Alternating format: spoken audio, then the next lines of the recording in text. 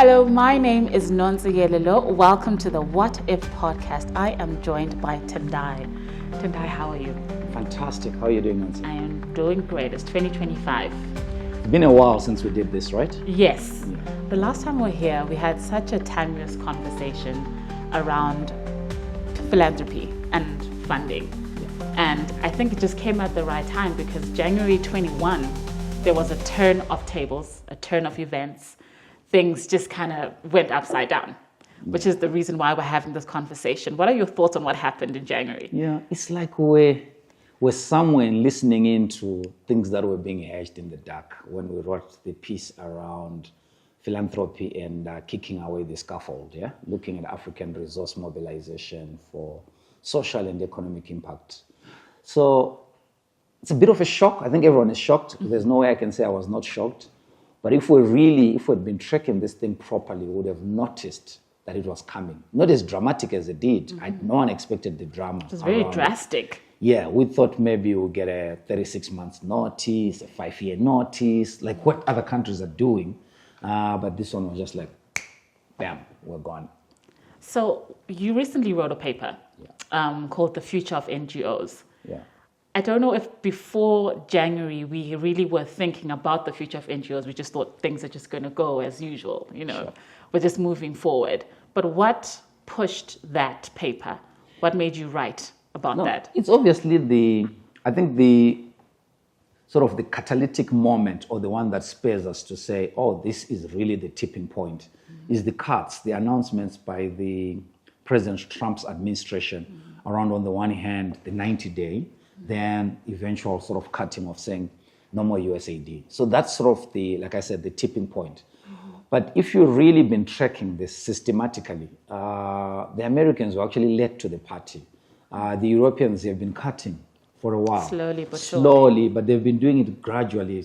I think for people to really see that something is happening. Mm-hmm. But when President Trump came into office, January, etc., we didn't expect it to be that quick. So I think that would be the moment to say, oh, maybe it's time we had this discussion. Mm-hmm. Because many instances, we've been tracking our funding for years.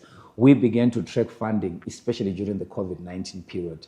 We actually made the remark in one of my writings that during crisis moments like a global pandemic, philanthropy and aid, they go native. Mm-hmm. They begin to fund things in their neighborhoods. So we began to say, that's when we began to see the impetus for growing domestic resources that are then deployed as philanthropy, as aid, to really deal with the gaps around social service delivery, etc. So I would say that there's a background to it, but what spared the discussion, the paper itself, which, by the way, I actually meant to call it the NGO of the future, not the future of the NGOs. So every time I talk about it, I'm saying the NGO of the future. But now I look at the paper, it actually says the future of the NGOs. But so I think it's a good now. Yeah, I think we're living in the moment. Yeah. We're living in the moment of NGOs, and to say how are they going to respond. So just graphically, let's put it this way: USAID was providing over 55% of all official domestic aid, which is a lot. Official development aid, which is a lot, 55 to 60% globally. So this is not an African problem, this is a global problem. Many organizations had come to rely on this, that's number one. But if also you look at European Union funders, the Germans, the Swedes, the French, and even the British, they had already begun cutting aid. And soon after the cuts being announced by President Trump, we actually see Prime Minister Starmer also making the same statement saying, we are cutting our official development aid from 0.5% of GNI, which is gross national income, to 0.3%. Initially, in their political manifesto, when they were campaigning to be elected into office, they made a commitment to increase it to 0.7%. But get the reason why they're cutting aid. They're investing in their defense. They're investing in the army. Yeah.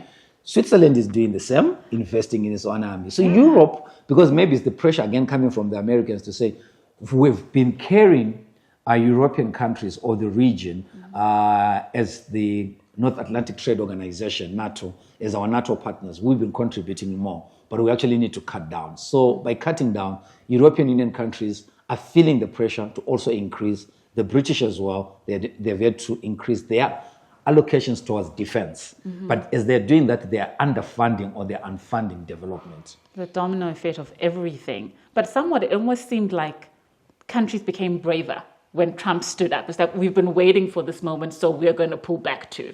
Yeah, I think there was a bit of civility around it. There was a bit of a moral framework, For some of us who've been activists in the space, pushing for richer countries to increase commitments, we had actually managed to secure that 0.7 as a consensus to say best practice around official development aid should be around 7%. Yeah. So, and there was that agreement amongst countries. Everyone was trying to meet that, to say you meet at least 0.7% or you do 1%. Yeah. But the idea being that you are contributing towards official development aid. So there was that consensus between the global north countries and the global south countries on the one hand around just aid.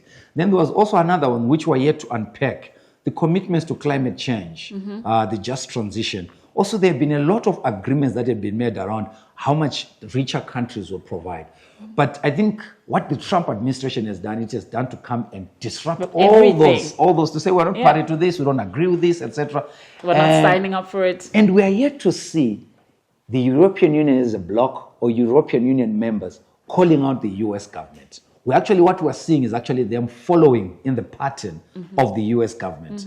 And we are beginning to see even diplomats in the global south countries, like here in Zimbabwe, them also writing to say, oh no, you can actually do without us. You know what I mean? You can actually fund your things. So I think it's something that they've been trying to say, but they did not have the guts or the... the guts, absolutely. Yeah, and I think now with what President Trump has done, he has actually given them room to really speak. It may sound offensive, but it's them saying, we're tired of keeping on throwing in good aid after good aid, but we don't see the changes in your countries. Maybe it's about time that we rethink around this. So that's where we are, a rethinking of how will official development aid look like 1 year from now, 5 years from now, 10 years from now.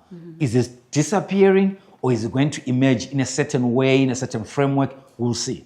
Okay, so I wanted to give then context to where organizations are. We had the privilege of doing a survey at CVO, asking organizations where they are with what has happened.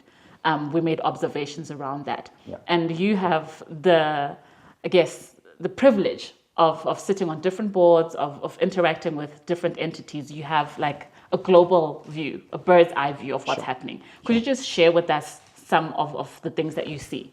So I'll start off by maybe being dramatic to say in some instances there's actually blood on the floor. There are certain organizations that for some reason 70 to 100% of their budgets were covered by USAID. So some organizations are actually not operational as we speak at all. And these are organizations that cut across all the tiers that we've investigated. So some of them are actually re-granting organizations with a United States base, but operating across Africa. Some of those have actually had to sort of cease work. They're being paid salaries, but there are discussions around closure of offices. An organization that I've been interacting with, they've had to close many offices. They had to close the one in Southern Africa, but they've closed the East Africa one, West Africa, and North Africa. So I think that's the trend. Organizations are closing down. Then what we're also seeing is an unintended effect is that as this is happening, many organizations that had become comfortable with the ODA pillar, that they were receiving money, they were writing proposals, submitting bids and winning bids through USAID contracts and other bigger donors, are beginning to move away from ODA partners towards private foundations. So for some of us who've been dabbling in the private philanthropy, private foundation space, we're actually sensing that there's an increased pressure because many of those organizations, as they begin to retreat and do re-strategies, they're beginning to say, oh, okay, what if we went to foundations? So foundations are inundated with proposals right now to sustain the operations of these organizations. I'm not so sure if foundations can carry this. An average USAID grant is 5 million. It's a lot of money. Yeah, but private foundations give maybe 250,000, 300,000 per year. So already there's going to be certain things that have to be rethought. It's just not going to say, oh, we're going to replace A with B. That's not going to happen. You are going to have to find that You cannot do that. There's no equivalent for USAID. There's no equivalent for British aid. There's no equivalent for it. There's no equivalent for the funding that is coming from the EU. So what you may have to do is to really, because at the moment we're at that level of people just thinking that if this door closes, let me try to open another one. I think that's a bit, it's early stages, and it's okay because those are the stages of change, of accepting the crisis we are in. But I think it's the moment we begin to really settle and understand the crisis, we'll actually realize that there are certain funding models that are irreplaceable, and we need to really rethink how we do our work. So my next question is this an end of an era, or are we just finding our feet, but we're going to continue with the way things have been done? It's like a simple pause, but we're going to come back. Yeah, so this is a what if series, right? So let's start off by saying, what if this is the end of an era? Yep. Because our board chair, Professor Beginkosi Moyo, said beyond aid. We're living in the beyond aid era. I think it's a bit more dramatic. I'll just put it as a question. What if this is the end of a certain kind of aid? I don't think aid in its entirety is going to end. But it may be that the aid that had no conditions, the aid that looked objective and innocent, but also the aid that was actually, in some instances, very helpful. What if that's the end of it? What new ways, what new forms of aid are going to emerge? So, if that's the end of an era and we are rethinking it, you've already given a scenario like, what if it's ending? What are you seeing? What are you projecting with what is happening now? So I think as we go through this series, we're going to go through, I think, 5 scenarios of NGOs that I'm sort of thinking will emerge. Some of them are not necessarily new. They'll be pressing a reset button, going back to the original settings. I think that's number 1. But number 2, I actually see, and this is a worrying, I actually see a shrinking in terms of the numbers of NGOs, because we're talking about financial sustainability. But remember, these NGOs, in many instances, especially for us here in Africa, in particular Zimbabwe, they're already operating under a very difficult environment, a very difficult legal environment where laws are being passed that actually make some of them illegal.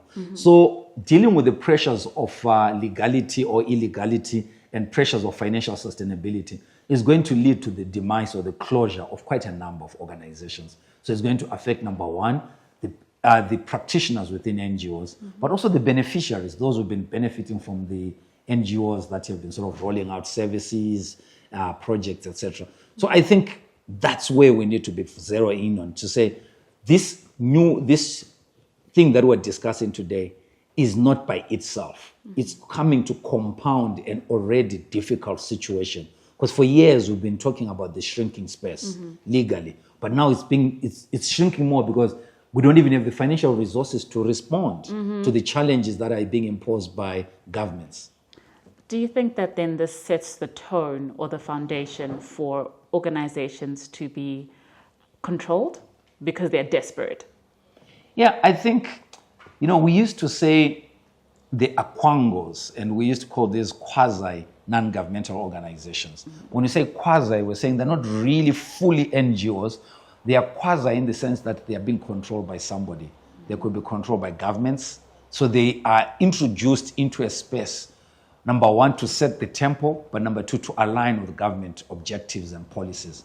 We may actually see an increase in those, where governments begin to allocate resources towards NGOs. We've seen a good law in Mauritius where corporates have to allocate 2% of their profits towards a fund. In India as well, right? In India as well. So those ones, the question that has always been asked is to say, can they objectively work against a government that is funding them? Because the reason why NGOs were established and the reason why NGOs were seemingly successful, one of the reasons was their independence. Yes. They were independent of governments, but others have always complained to say, are they really independent? Because whoever is funding them is calling the tune. So if they were being funded, if they were being funded by USAID, an extension of the American government, to what extent were they not servicing the interests of American foreign policy?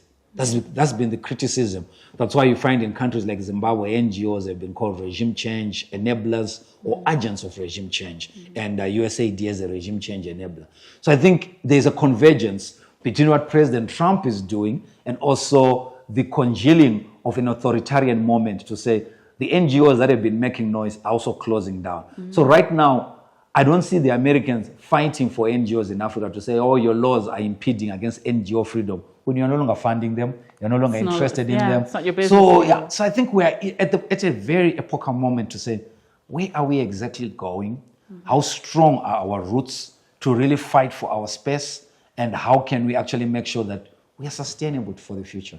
Absolutely. So just to recap on what we've discussed today, we spoke about the drastic measures that took place in January. Then we gave a context of where nonprofits are, yes, globally, the ones that were receiving funding. And we kind of set an eye into the future to see how would this actually look for the nonprofits. Sure.